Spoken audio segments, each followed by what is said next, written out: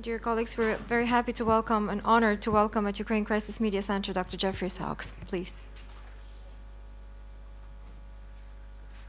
Good afternoon. Thank you very much for the chance to meet with you. I'm visiting Ukraine just for one day, just today, to have a series of meetings, beginning with the meeting with the Prime Minister, and then with the various economic experts during the day. And I will be on my way to the IMF World Bank meetings at the end of the week, where I'll also have a chance to discuss some of my impressions of the situation here. So we just finished a very good meeting with the Prime Minister and had a chance to discuss the range of issues facing Ukraine at this very challenging and difficult moment, and I was very gratified to hear from the Prime Minister his intentions and plans and ideas for meeting Ukraine's needs, and I look forward to answering any questions. As you know, I'm not an expert on Ukraine by any means, but I'm happy to be here to see if I can be of any help. Thank you very much. Прошу запитання.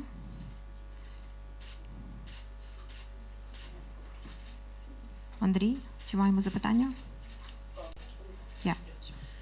What did you discuss with the Prime Minister specifically? In general, we just reviewed the both the short-term situation and the long-term challenges facing the economy. The short-term challenges obviously are the questions of financial stability in the middle of this crisis, which is indeed a very serious crisis and a serious financial challenge as well. And so we discussed the IMF package and other short-term financial support, and we reviewed the longer-term structural challenges facing Ukraine, how to achieve economic growth, especially in the context of the hostility from Russia. Sure, just a second. How would you describe the Ukrainian situation? I'm sorry, if you could speak in the microphone because there is a translation for Ukrainian journalists. Okay, hi, Christian Nation, Swedish National Broadcast. We have a lot of countries in Europe with into heavy crisis, Greece and Italy, Spain, but ordinary people, they tend to see all the crises on the same level. How would you describe the crisis here in Ukraine? How severe is it in the short term and in the long term? Well, I think the short-term crisis is very serious because of the geopolitics and especially the events in Crimea and Russia's military buildup on the border of Ukraine. So all of that is clearly destabilizing and apparently meant to destabilize as well. And in this sense, the situation here is quite different from merely a financial crisis. This is a geopolitical crisis that has deep financial implications. So that's the short term. The long term, of course, is both a normal long term and an extraordinary long term. The normal long term is that Ukraine, like many countries in this region, has an economy that still needs a lot of transformation to raise productivity, to restructure sectors that are still legacies of the Soviet era, for example. And even were it not for the geopolitics, that would be an ongoing but major issue. Ukraine's economic growth had already basically run out of steam in recent years, and the quality of governance was very bad, with massive corruption and lack of vision about transformation. Then there's I would say, the extraordinary long term, which is the fact that Ukraine and Russia are deeply intertwined economically, and if Russia aims to break those relations or destabilize the Ukrainian economy, that obviously has not only serious short-term implications, but it has long-term implications for economic strategy as well. If Russia says we're closing the borders to trade, we're aggressively challenging Ukraine's energy security and so forth, clearly that would have a major import for Ukraine's economic strategy in terms of reorientation of the economy, for example. That's not a fait accompli right now, but it looks like a real risk. And so I would say that the situation here has elements that are normal problems of countries in the region, but then many obvious, extremely serious challenges that are unique to this political crisis and the crisis that is very, very serious that Russia has really provoked in recent weeks. Okay, we have a few questions here. Hold on.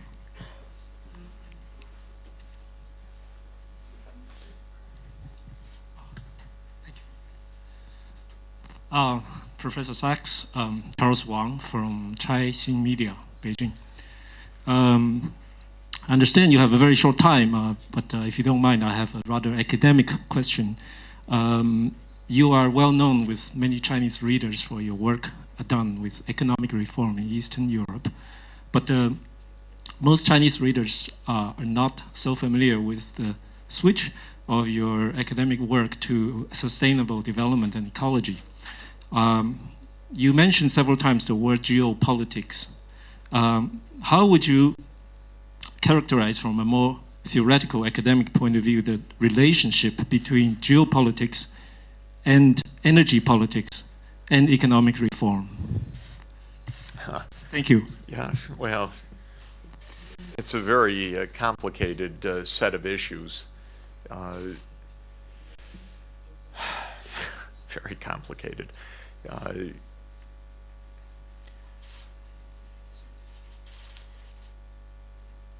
The countries of the former Soviet Union have faced a continuing geopolitical uncertainty since the end of the Soviet Union in 1991. Three of the Baltic countries joined the European Union have had a big boost of overall economic performance. Most of the rest of the countries of the former Soviet Union are still trying to define their place in the world economy. And this is a matter of geography, geopolitics, economic strategy, and it's an ongoing challenge. With Ukraine, the obvious point is Ukraine looks both to Europe and it's intertwined with Russia economically. And so it is a country that is deeply intertwined both on the European side and on the Russian side. But the events of the last few weeks are therefore especially alarming for Ukraine because with the economy so intertwined with Russia, the various hostile actions by Russia are profoundly challenging for this country, obviously not only militarily but also economically. So this is one part of the puzzle. A second part of the puzzle is the energy security, which you mentioned. Ukraine is a coal-burning country, but it's also a heavy gas importing country from Russia. And it's also the transit country for gas to Europe. All of this is right now rather dramatically in front of the picture here. What is the future of energy in this region? Europe is asking itself all the time, can we rely on Russian gas? If it's going to be heavily politicized, is that really a direction for us in terms of energy security? Obviously, Ukraine has a profound question right now, because whether what its energy future is as uncertain as can be. And then all of this is in a context where one would like to be thinking about a deeper issue, which is planetary safety and climate change. But those thoughts hardly can come up in the middle of such an urgent geopolitical crisis. But the fact of the matter is that there's a long-term crisis lurking for the whole planet, including for China, for Russia, for Europe, for the United States, for every place in the world, which is that the way we use energy is not safe from the point of view of climate change.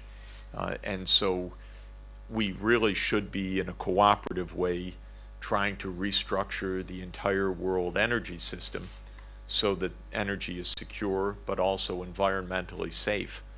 One of the tragedies of the kind of crisis that we're seeing right now here is, of course, that it not only is very destabilizing and rather frightening, but it also takes our eye off of the long-term issues of environmental sustainability.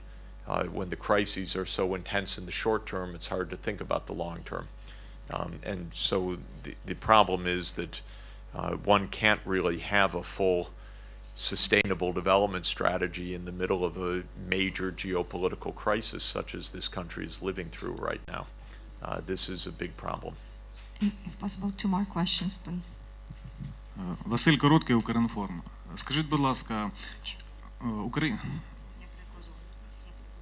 Україна зараз головним чином розраховує на зовнішні кошти.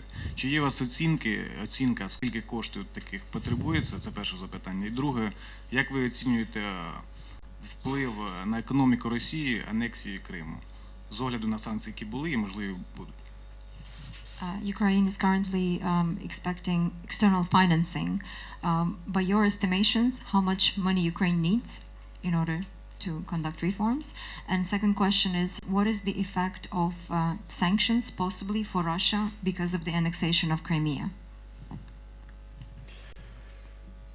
So the external financing has 2 dimensions. One is the short-term financial assistance in the immediate crisis to ensure that Ukraine remains liquid in its financing, that it keeps reserves, and that it can pay the bills.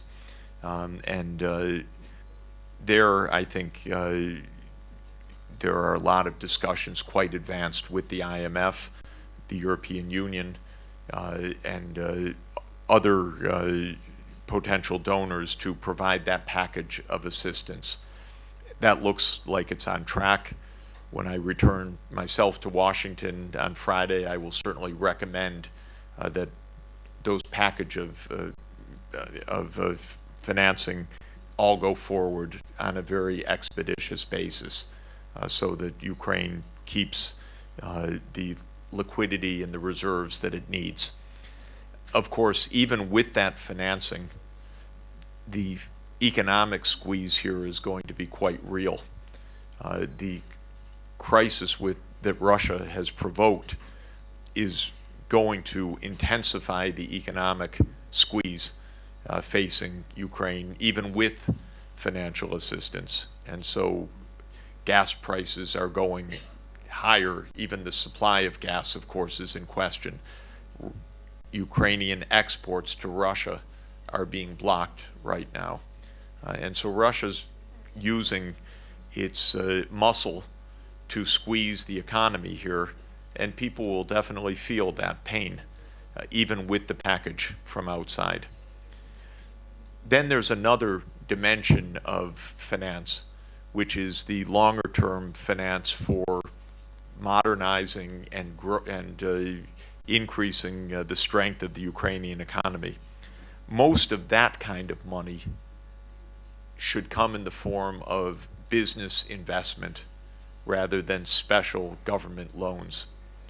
And Ukraine is going to have to make a real effort to attract foreign investment in the coming years, in part to reorient and in part to modernize the Ukrainian economy.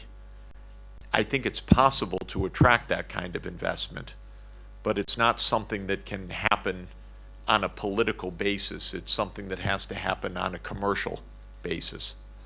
But I believe that Ukraine has assets and economic potential that are attractive to foreign investors as long as the economy is being well managed.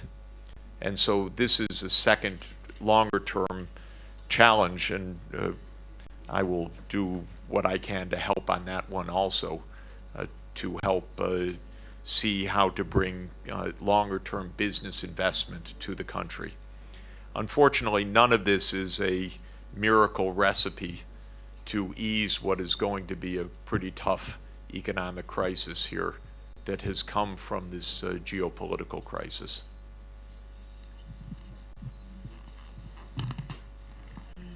Dmytro Shnikruk, Ukrainian National News. I got the question. The Ukrainian government relies so much on the loans to be extended by IMF.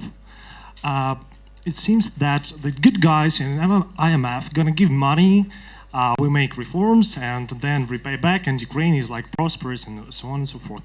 But as we can see on the example of Hungary and some countries in Latin America, that they actually refused from the services of IMF and actually have chosen their own path of reforms. What do you think, and what actually reforms may be taken, for example, beside from IMF? I think that having an agreement with the IMF is good for Ukraine, but it won't by any means be enough for Ukraine. In other words, this agreement, which should be concluded quickly and give some support to this country, will be helpful. But if that's all that was done, it wouldn't solve many problems.